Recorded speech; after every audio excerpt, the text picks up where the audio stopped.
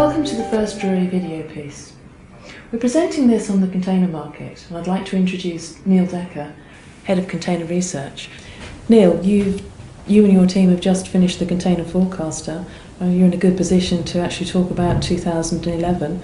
The supply side of the equation seems to have been the major focus.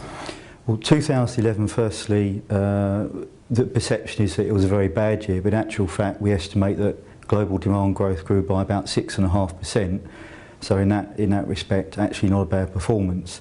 The negative side of 2011 was really brought about by the fight for market share amongst the biggest three carriers, and also the fact that in the key trade routes supply really wasn't taken out till the end of the year, which didn't have a big effect on the overall supply-demand dynamics. So by the end of the year, our estimate is actually that the industry lost something in excess of $5 billion. But moving into 2012, certainly supply is the main focus for the industry and what will be driving the industry either forward or indeed backwards. You've indicated that demand in 2011 wasn't actually that bad. There was actually some growth. 2012, are there any regions or trade lanes that have any highlights for us? If we look at the global arena, first of all, our forecast for 2012 is about 5.4%, so actually still not too bad. Obviously there's a lot of uncertainty in the US and European economies, we know that. There's a lot in the news we're all aware of. In terms of positive signs, there's still a lot of good growth for Latin America, Mid East. In fact, last year the head haul trade from Asia to Mid East grew about 12%, so very encouraging. Then of course we've got the huge intra-Asia trading arena where we still expect good growth as well for this year. Neil, there's been some talk of structural change in the industry. Is this going to occur in 2012? Well, I think it is already happening to a certain extent. We've seen quite a lot of change on the operational alliances in Asia-Europe. We now have the G6 alliance, MSC aligning with CMA, CGM and CKYH and Evergreen. This is really driven by, firstly, a reaction to the Daily Maersk service that came into operation at the end of last year, and also the fact that there are simply so many big ships of 10,000, 12,000 TEU in the system. So it's quite natural for some of the other operators, leading operators, to effectively club together and pool their costs so that they can deploy the biggest ships in the best way they can with the lowest slot costs. We've seen from your comments that there are going to be some changes in the structure. Is this going to have an effect on companies? In 2011, the carriers were burning cash. Are any of them likely to go out of business in 2012? If we go back to 2009, our estimate was that the industry lost nearly $20 billion. So it was expected that a major company would fail, but in fact none did. We also need to look at the individual structure of the company. Some of the big liner operators are part of conglomerates. Some of them have state backing as well.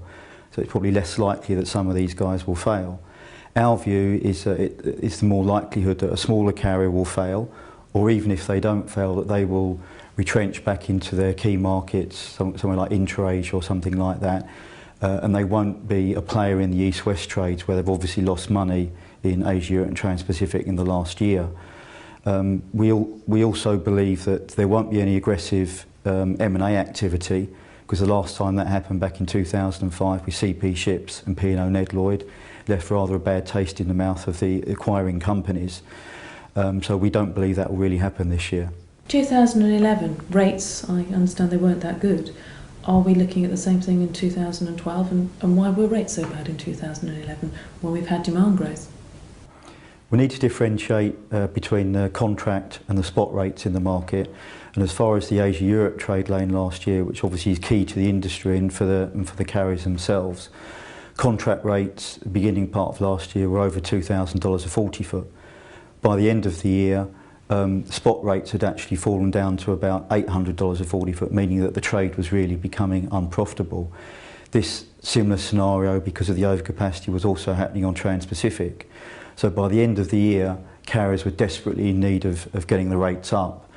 As it stands at the moment in January, we have a bit of a positive momentum coming from the pre-cargo rush for the Chinese New Year. This is the period before the factories close in China, when all the factories need to get their business out as quickly as possible. At the moment, the carriers have had success with peak season surcharges and GRI, so the rates have increased. but we believe this probably will only be a temporary phenomenon because obviously the factories are going to shut down and the rates will come off a little bit. What's got to happen for the carriers to get some kind of rate restoration? The key issue on the rate front this year is really what's going to happen on the supply side. If we look at the Asia-Europe trade first, the new alliance structure, as I say, will come into being from April onwards this year, and this, we believe, will actually increase capacity by quite a lot because of the intense competition between the carriers as well to fill these big ships. It's not likely to act as a momentum to drive rates upwards. If we look at the Trans-Pacific trade, although quite a lot of supply was taken out in the winter period prior to the end of last year, there is still the possibility that some of these strings will come back before the peak season this year.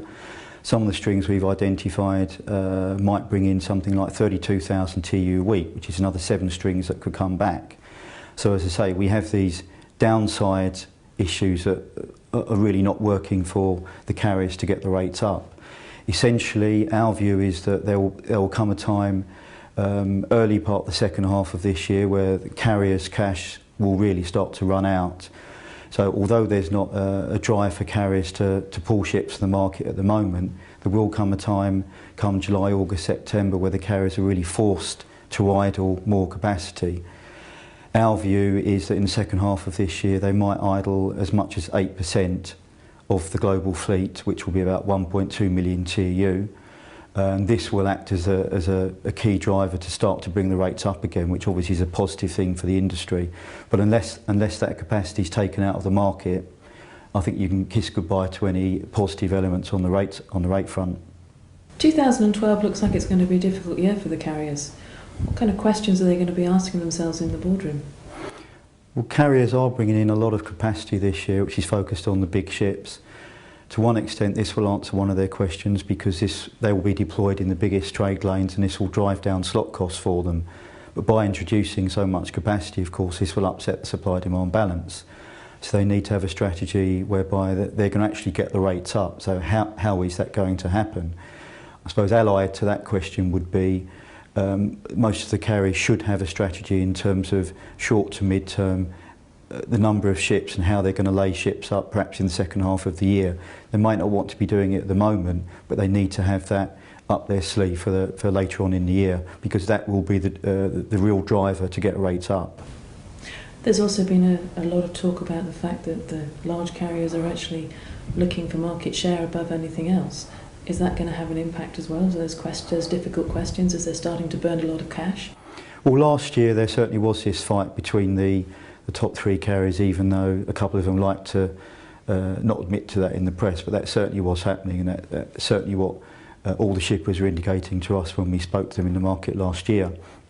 Their view probably would be that by introducing the big ships with their strategy, that will drive some of the minnows out of the trade. As I say, maybe exiting the trade altogether. A company like Misk, for example, has decided to do that recently because of the losses they've made in the last 3 years. Or carriers might naturally regress back into their core trading arenas like intra-Asia. This hasn't happened as yet. Whether or not that happens in 2012 remains to be seen, but this seems to be the game plan for the big carriers, so that they then operate on the Asia-Europe and Transpac trades with these biggest ships. So some difficult times ahead for the chief executives and talking to their shareholders about the money that they're actually starting to burn. Absolutely. When we're actually looking at we've talked about the carriers, what about their end users, the shippers? What are they going to be looking at and concerned to them going forward in 2012? Go back to what we were saying about the new alliance structure in the Asia-Europe trade, where essentially we have 3 main groupings plus Maersk. This is giving shippers a lot less choice in terms of service structure from A to B. There's a move towards more commoditisation in the industry, which has been a major discussion theme for the last 3 years. So shippers really have to think perhaps a little bit harder about who they're going to be contracting with on a long-term basis now, either on a global basis or on individual trade routes. Shippers' risk management strategies, that's going to be something of increasing importance, isn't it? Definitely. I mean, as we said earlier on, there is a possibility that there might be a rate spike later on this year. So as I say, the shippers need to be very wary what's happening on the contract basis there. The way that the contracts have been negotiated previously, if the spot market rates have come down, there's been an actual tendency for the shippers to go back to carriers and renegotiate. So there's inherent volatility there. One way of ironing this out is the introduction of more index-linked contracts, which are becoming more popular now on Asia, Europe and Trans-Pacific trades. This is a means for the shippers to negotiate throughout the duration of the contract period for say 12 months with a higher or an upper rate. And there might be a trigger point every 3 months to adapt that, for example, and they don't have to keep going back to the carriers and have this kind of adversarial relationship that's been there for many years. We've got a contracting season coming up with the US. Is this going to be the indexing? Is it going to be a feature there, do you think? I think so. I mean, anecdotally, we've heard from both shippers and carriers that this is becoming more interesting. The contracting season won't really begin till April or May. Very much that depends upon the supply-demand dynamics at that time as well. But we're certainly hearing that there's more talk about introducing these index-linked contracts, which is certainly very different from the way that things have been done in the past. And I think that's a positive development as well, which will iron out some of this volatility. So there's positives, I think, for the carriers and also for the shippers. The Drewry Container Forecaster has just been published. In the next 12 to, I suppose, sort of 6 months, what have you got on your radar? There's a simple answer to that one word really, which is supply. As we've indicated before, there's a lot of big ships coming onto the Asia-Europe trade. This will have a great impact on spot rates in that particular trade lane. And quite naturally, whatever happens in Asia-Europe tends to have quite a big bearing on what happens in the Trans-Pacific trade lane. And those BCO contract negotiations are up for renewal in May. Now at the moment, the supply and demand fundamentals in that trade are looking a little bit sketchy. We've also got an issue with bigger ships being cascaded out of Asia-Europe into Trans-Pacific. If the carriers don't get decent rates on the Trans-Pacific trade this year, maybe $1,700 for the West Coast, $2,800, $3,000 for the East Coast, bearing in mind there for a 12-month duration, the carriers will stand to lose a lot of money in the Trans-Pacific. Going back to the rate restoration side, if the carriers really don't start to pull capacity by the beginning of the second half, then that won't act as a driver for rates anyway. So profitability-wise, by the end of this year, we could have another set of fairly large industry losses on top of industry losses from last year, which obviously is a very bad situation for the industry to be in. 2012, definitely a difficult year ahead for everybody. Thanks, Neil. Hope you found this piece to be of interest. Please do use the links below to actually ask Neil some questions. We'll get back to you. Thanks.